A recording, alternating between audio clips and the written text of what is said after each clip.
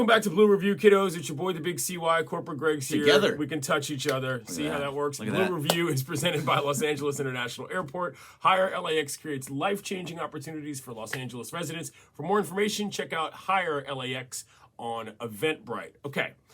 Haven't talked to you in a while personally, Greg. No, I know. And it's weird. we have looked at a team that has had a tough month of July. We're getting through August from a pitching standpoint. They're still winning ball games, though. They swept the Snakes in a little 2-game set.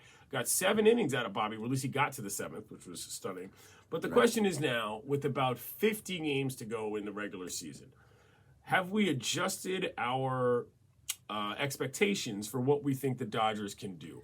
I personally said before the season this was not a World Series winning team on paper in my book. That has held up a little bit. Greg, you always say they can win it. Do you think that they will? Well, you see, will and can are two totally different things. So you're phrasing that in the way that is going to make it. Yeah, will they win the? If I'm looking at it honestly from right here, what I've seen every single day, will they win the World Series? No. Right.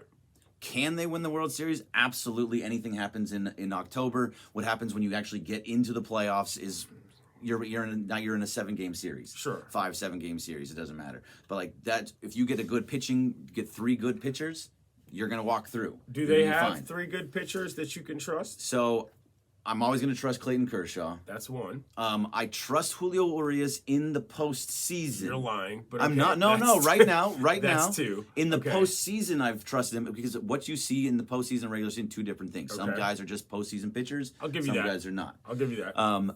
Lance Lynn is not a postseason pitcher. No. He does not pitch very well in there, so that's probably your 3rd guy. Maybe it's Bobby Miller, and this was a step forward yesterday against the Diamondbacks.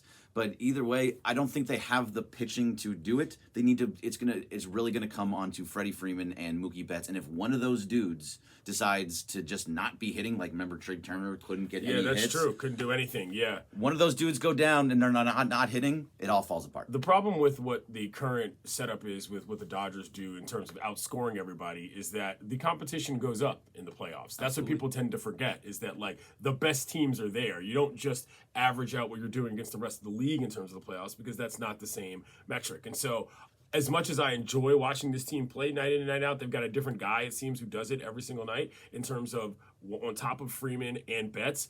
But I just don't think that the pitching is going to stand up because, again, it's not just what you can do in 1 series. It's what you can do in 2 series, 3 series, and then eventually the World Series. And that the depth is just not there from a pitching standpoint. And I don't say this as to throw a pall over the entire season. You know what I mean? But at this point, if the Dodgers get to the World Series, it will be an upset more so than it will be cashing on anything they've done. See, I think that's a little bit tough to say to be an upset because this is a team that's been doing this every year in and year out. The roster that they have right now. Yes, the roster they have right now is a little bit tougher. And I agree. That's why I said at the beginning, will they win the World Series? Right. No. From what everything's saying, absolutely not because of the pitching. But I have to trust in what they have out there too. I mean, are you going to get Clayton Kershaw to go 147? He's not that guy anymore. No, right. It's not a. There's a piece that is not as well known. The NLDS came out and how they're going to schedule the whole thing.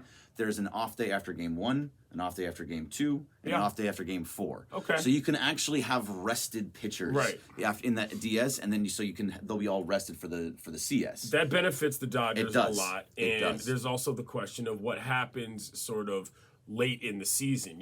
Remember last year they were sort of fighting, they weren't fighting all the way up into the end of the season. They were just sort of coasting in the end. And there's a question to be asked about whether or not that strategy makes sense this year. Not strategy, but like whether or not that's advantageous to this team to be so far ahead in the West. I think last year, I'm never going to say that a multi-game lead in a division is a disadvantage, but I do think that it played a part in how they were able to get up once they got to the Padres in the playoffs. Yeah, I mean, it helps a little bit to be able to be actually fighting game in and game out, like when they did against the Giants that one year, and then they had to end up beating them. But the playoffs are so weird, man. It's baseball. Like not as weird as you think, but they are. It is. You need the best pitchers. Yes, you do. Getting in is the important part, right? So. But you need the best pitchers, and I just don't think that this Dodgers team has that. I'm hopeful. Yeah. I think they can do it, and if you can trust in some of these guys, if Urias is just all of a sudden figures out who he is, which he has the last 2 outings, it's critical to the entire operation. Then things start to change, and you can get there. It's not quite there yet, but they will be. They're going to run away with the division. That was always going to happen. He's Greg Bergman. I'm Clinton Yates. We're going to do the high five again. Thanks, LAX. We'll see you tomorrow.